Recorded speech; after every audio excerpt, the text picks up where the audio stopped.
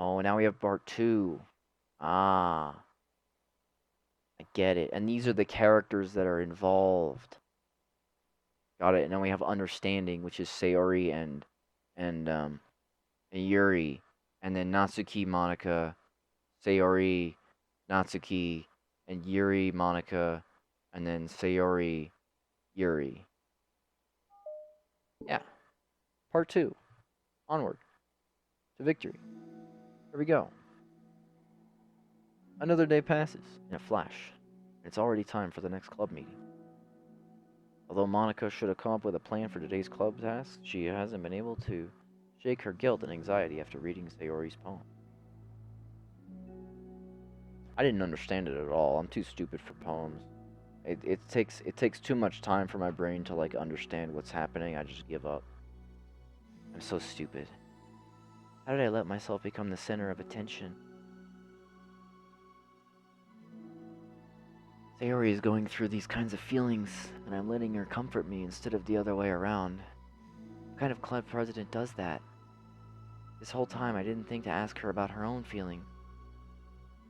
So much for this stupid vision. Sayori enters the club room with her usual smile. But upon seeing the downcast Monika, her smile quickly fades into an expression of concern. Monika, is everything okay? I'm really sorry. I'm such a terrible friend.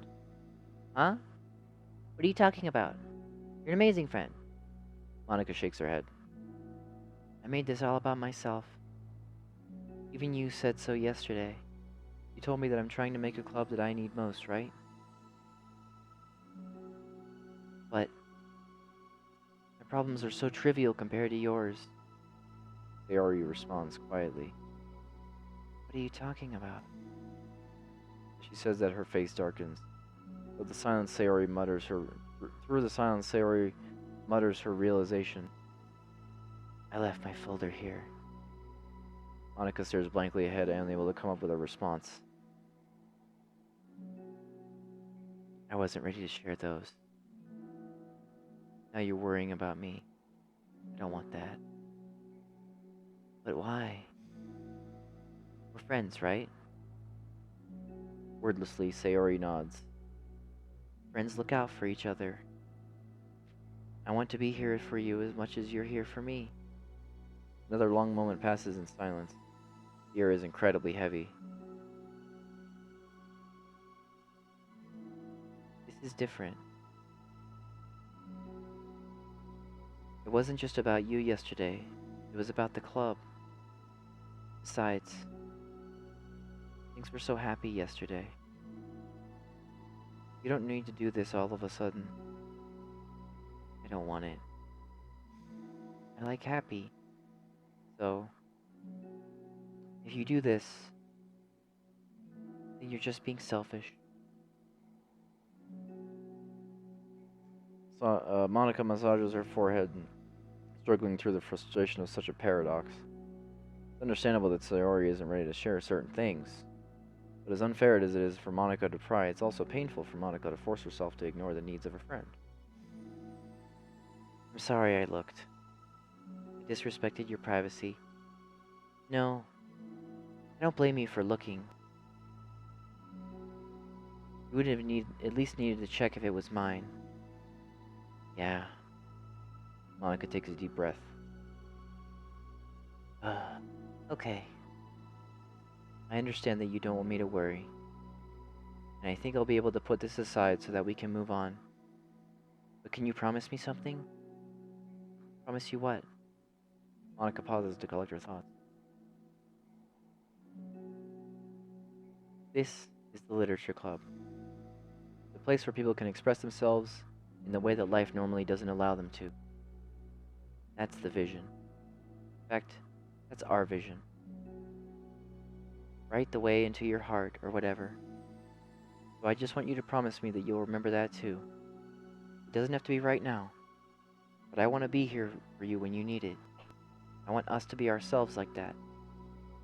Sayori smiles gently. I'll promise if you promise.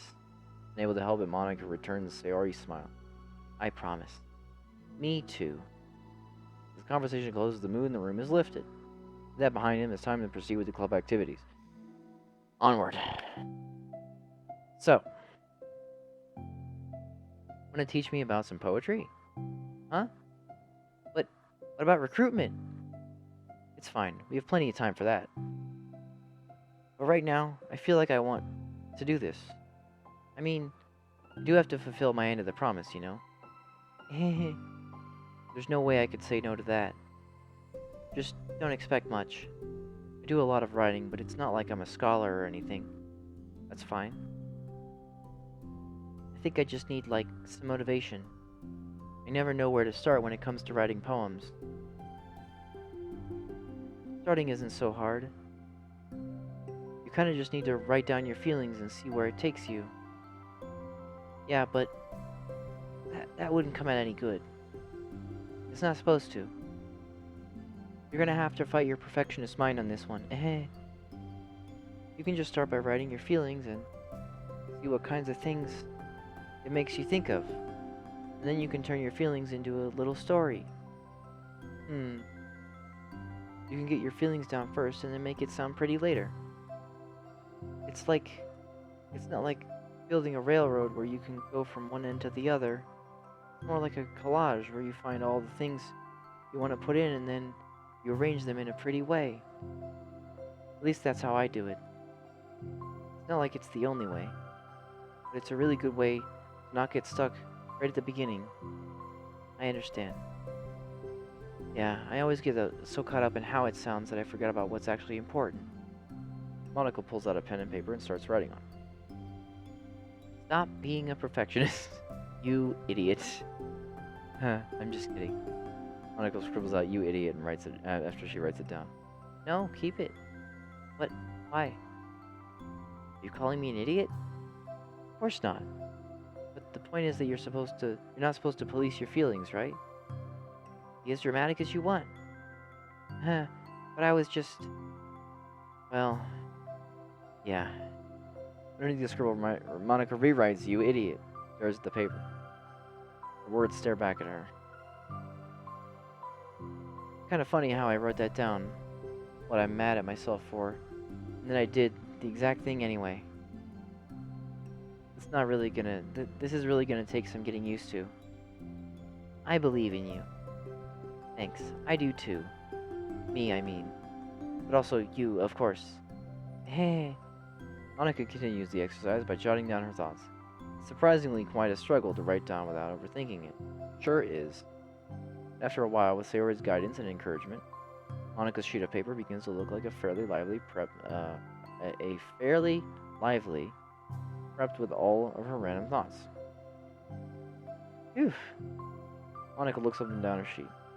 Gosh, I feel so tense looking at it. I hate it. But it's also kind of liberating. I can tell how hard you're trying. It makes me happy. I think you'll be good at writing poems. Don't give me too much credit. I'd have to try really, really hard at it. But I think it's something that I'd enjoy doing. With you. Sayori beamed.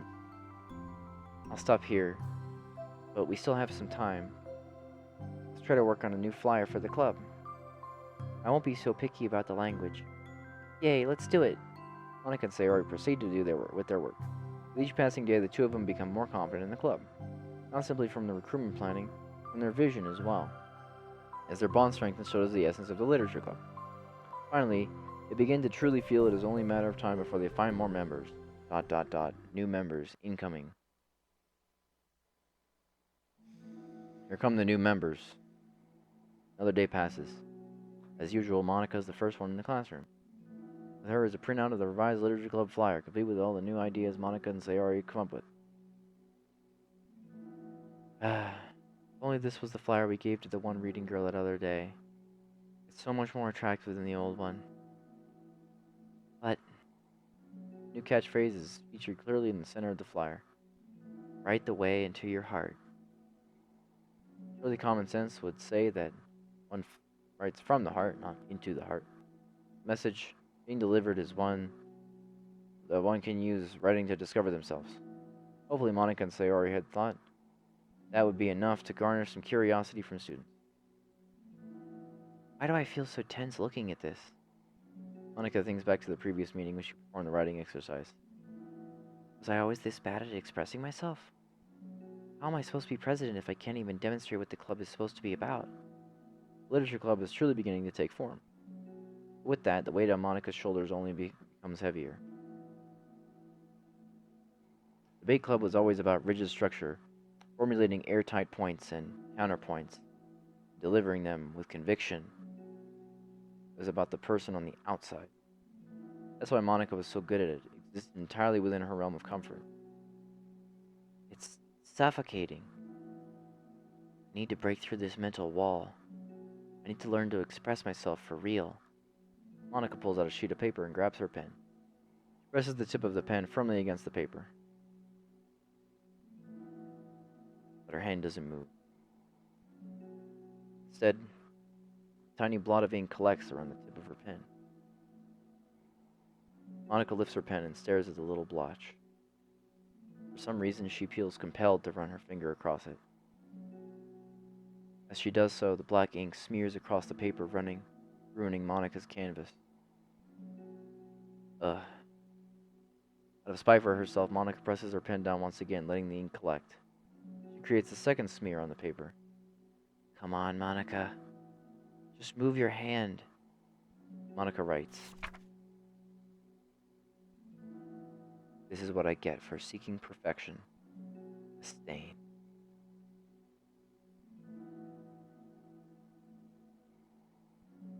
Monika slides the paper away from her and puts her head down on the desk.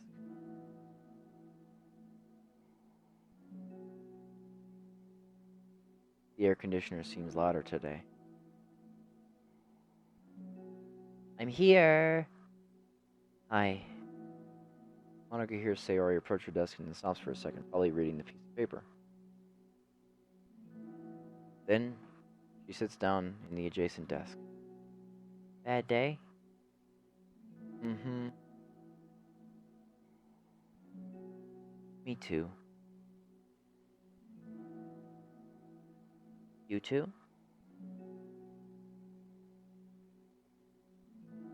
The new flyer looks so good. You've been working so hard. On the club, but also something else, I think. Can't do it. I'm sorry. It's so hard to just be vulnerable. Sayori takes a sheet of paper from Monika's desk. She writes something down, then stares at it for a while. Can I trust you? Of course. You can trust me with anything. Sayori gazes at Monika with sadness in her eyes. Understanding the signal, Monika takes the paper from Sayori's desk and reads it.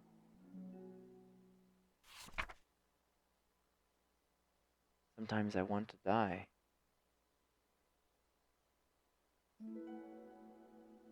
Sayori.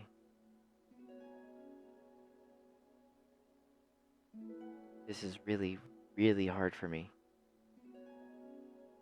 Her voice shakes.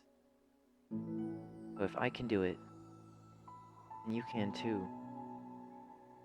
Because you're like a million times better than me. That's so completely not true. Sayori takes a deep breath, trying to steady herself.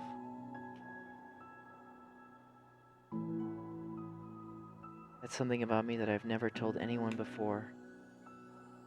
Even now, my head is like screaming at me to stop. Wait, you don't have to force yourself. I mean, just because of the promise yesterday, I want to. It just feels right. I mean, maybe it's part of the reason I came to the club in the first place. This is the literature club. I trust you more than I'm scared. At those words, Monika stands up. Sayori must have taken days to work up the courage for this. For Monika's own futile but genuine efforts, actually the push Sayori needed. Sayori's deliberate breaths can be heard over the air conditioner. As she prepares herself to continue, Monika waits in gentle silence.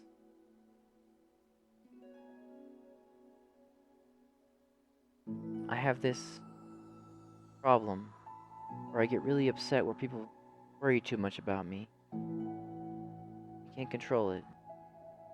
It's like, why waste your energy worrying about me when you can just be happy instead? So I never tell anyone about these kinds of thoughts that I have. It's so much easier for them to just smile and help everyone else be happy. But that's terrible. That's what Monika wants to say, but she stops herself in fear of saying the wrong thing. It's just that if everyone knew about it, they wouldn't treat me as the same anymore. Like whenever I'm not smiling, everyone would worry about me and ask me what's wrong. I know that because it used to be like that. Sayori pauses, seeming to recall something in the past. I just want everyone to be happy. That's the most important thing to me. And letting people look inside my head doesn't bring happiness to anyone. Sayori pauses again, solemn expression making her look almost like an entirely different person. How did you find the courage to tell me this?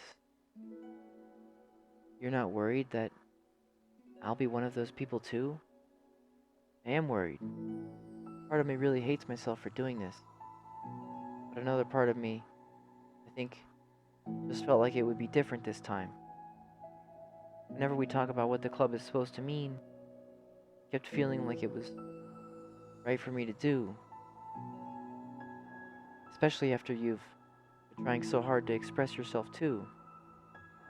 It's just made me feel like I could say it in confidence, and our friendship doesn't have to change. Ah, it's so silly. The club is only two people, but it already means this much to me. Monika feels a tightening sensation in her heart. Would you say that Sayori wrote her way into your heart? A feeling of connection as Sayori's emotions radiate between them. Me too. I was so lost until you showed up. You're so brave, Sayori. You're so strong and brave. I don't even compare. Monika steps forward. But if nothing else, I can at least offer you some hug energy. If you'd like. Aw, look at them. Look at them. Wordlessly and without a smile, Sayori rests her forehead on Monika's shoulder. Through their contact, Monika can almost feel the torrent of thoughts swimming in Sayori's head. In this moment, enchanted by the air of the club, Monika realizes that all these days that have passed, this is the one where she really, really hopes that nobody new walks through the door. And here comes Yuri or something. She speaks softly. You're like the sweetest girl I've ever met. You can say anything. I'll never judge you. I promise. Sayori's breath begins to quiver. She takes several deep breaths, trying as hard as she can to not. She's trying as hard as she can to start speaking, to say the things she never once dared to say out loud. Finally, she speaks in a choked voice. So worthless. I'm worthless, and everyone would be better off without me. Felt that one. She suppresses a sob as a tear falls down her cheek. Just an inconvenience to everyone. I'm not good at anything, and it just feels like everyone just has to put up with me, and I hate it. I hate it. The more Sayori speaks, the more she fails to control her voice, falling victim to the overwhelming sadness, clutching at her throat and chest. I don't want to have these thoughts. I want them to go away, and now I'm making you put up with me, and I just want to die. Well, there she goes. As soon as Sayori loses her composure, Monika becomes determined to keep her own. She only wants to be what Sayori needs right now. She won't let any sadness show. Her voice comes through as soft and gentle. This isn't putting up with you. Just being your friend. Monika offers a few words of comfort. She knows Sayori said it herself. The thoughts Sayori experiences are ones that don't belong. Monika can't magically make them go away. All she can do is help Sayori battle them, like any good friend would do. You have so much value. To me, and your other friends too. This club wouldn't have been the same without you. I really, really mean that. You coming here was the best thing that could have happened. Even if we never get any other members, I would still be happy. That's what you brought here. You brought us a vision, and you also brought happiness. And that's your favorite thing to do, right? Sayori doesn't respond, but Monika feels her gently nod. No more words are needed between them. Aww. Two share their embrace for a while longer, Monika letting Sayori take as much time as she needs. Once her breathing steadies and her sniffles finally cease, Sayori lifts her head and wipes her eyes. Guess I needed that. Some days are harder than others. Well, I'm here whenever you need me. But any other time, I'll make sure that things are the way they usually are. If that's what makes you happy. Mm-hmm. Thanks. You're the best. No, you are. Two exchange smiles. You know, I'm sorry to bring this up all of a sudden, but have you considered talking to a professional? Sayori nods. It's scary. This is already so hard to tell people. Yeah.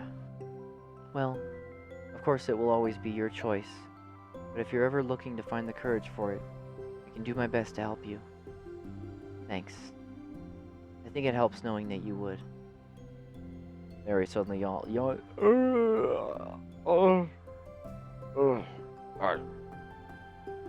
Wow, that made me tired and hungry. Well, I won't make you do any work today if you're not up for it. No, I want to. I mean, I can say that it's definitely one thing that makes me happy. Monika smiles. But I might want to get a snack first. All of a sudden, the sound of the door causes the two of them to turn their heads. I don't know who the third member is. Is it Yuri or is it Natsuki? I bet it's Yuri. Door opens halfway and stops. Face peeks inside. Face that seems familiar. Oh. Now we get character discrepancy. Having run the control simulation for a while, it's evident that a certain character is missing from the mention of appearance. Makes me speculate that Monika's meddling is less clumsy than we think, because she would have had to manufacture this character herself, find a way of forcing interaction between her and the user. That'd be why this character has such limited dissonant personality traits. Or am I reading too much into this? I'll open the issue and start tracking the observations, the anomaly of this character appearing. Developer lore. Big time developer lore. Aw, look at them. They're so cute. Look how cute. Look at them. Key art. Yeah. Concept art. I love concept art. Look at all this concept art.